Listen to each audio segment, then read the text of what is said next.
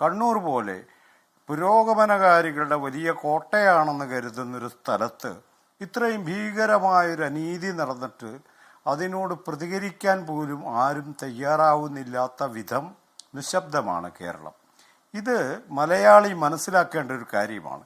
ഏറ്റവും ജീർണമായൊരു ജീവിതമാണ് മലയാളി ജീവിക്കുന്നത് എന്നത്, അതിൻ്റെ കാമ്പായിരിക്കുന്നത് അവൻ്റെ ജാതി മേന്മാ ബോധമാണ് എന്നത് മലയാളി സമൂഹം മനസ്സിലാക്കേണ്ടതുണ്ട്. അങ്ങനെ മനസ്സിലാക്കിയാൽ മാത്രമേ നമുക്കത് നിതിൻ രാജിൻ്റെ കാര്യം നമ്മളെടുത്താൽ സമർത്ഥനായൊരു വിദ്യാർത്ഥി, രോഹിത് വെമുലയെപ്പോലെ സമർത്ഥനായൊരു വിദ്യാർത്ഥിയായിരുന്നു. ഈ വിദ്യാർത്ഥിയെ അതിഭീകരമായ പീഡനങ്ങൾക്ക് വിധേയമാക്കിയിട്ടുണ്ടെന്ന് ആ ചെറുപ്പക്കാരൻ്റെ, ആ വിദ്യാർത്ഥിയുടെ ശബ്ദ സന്ദേശത്തിൽ തന്നെ പറഞ്ഞിട്ടുണ്ട്. ക്ലാസ് റൂമിനെ കുറിച്ച് ചെറുപ്പക്കാരൻ പറഞ്ഞൊരു കാര്യം, ഈ ടീച്ചേഴ്സ് റൂമിനെ കുറിച്ച് അതൊരു വിചാരണ കോടതി പോലെയാണെന്നാണ്. എന്ന് പറഞ്ഞാൽ ഈ സവർണ മാടമ്പികളെല്ലാം അണിനിരന്ന് ഈ ദളിത് വിഭാഗത്തിൽപ്പെട്ട വിദ്യാർത്ഥിയെ അതിഭീകരമായി ആക്ഷേപിക്കുകയും അപമാനിക്കുകയും ചെയ്യുന്നൊരിടമായി ഈ കോളേജിലെ ദന്തൽ കോളേജിലെ അധ്യാപക ഇരിക്കുന്ന സ്ഥലം മാറുകയാണ്. ഇതെന്താണ് സൂചിപ്പിക്കുന്നത്? ഈ വിഭാഗത്തിൽ നിന്ന് ആരും ഉന്നത വിദ്യാഭ്യാസം നേടണ്ട എന്നാണോ?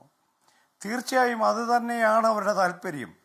അതുകൊണ്ട് ഈ വിഷയത്തിൽ മലയാളി സമൂഹത്തിലെ എല്ലാ മേന്മകളും ഇടിഞ്ഞു വീഴുന്നൊരു സന്ദർഭമാണ്. അത് തുറന്ന് സമ്മതിച്ചേ പറ്റൂ.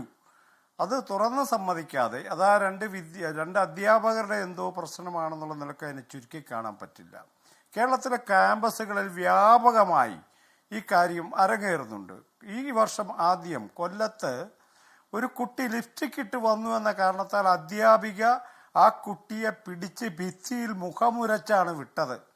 ഒന്നോർക്കണം, ആ അധ്യാപികയ്ക്ക് എന്ത് സംഭവിച്ചു? ഇപ്പോഴും കുട്ടികളെ പഠിപ്പിക്കുന്ന മാന്യ കുല സ്ത്രീയായിട്ടങ്ങ് വാഴുകയാണ് കേരളത്തിൽ.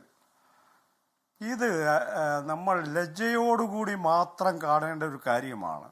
ഇതിനകത്ത് ഒരു മേന്മാവാദവും നിൽക്കില്ല.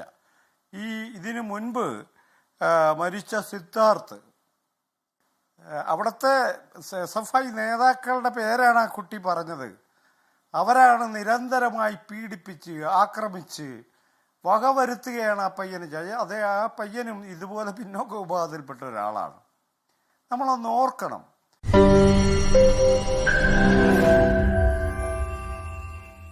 ലോകത്തെവിടെയായാലും ഏത് സമയത്തും 24 വാർത്തകളും ഓഗ്മെന്റഡ് റിയാലിറ്റി പാക്കേജുകളും എക്സ്പ്ലെയിനറുകളും വിശദമായി കാണാൻ ഞങ്ങളുടെ യൂട്യൂബ് ചാനൽ നിങ്ങൾക്ക് സബ്സ്ക്രൈബ് ചെയ്യാം.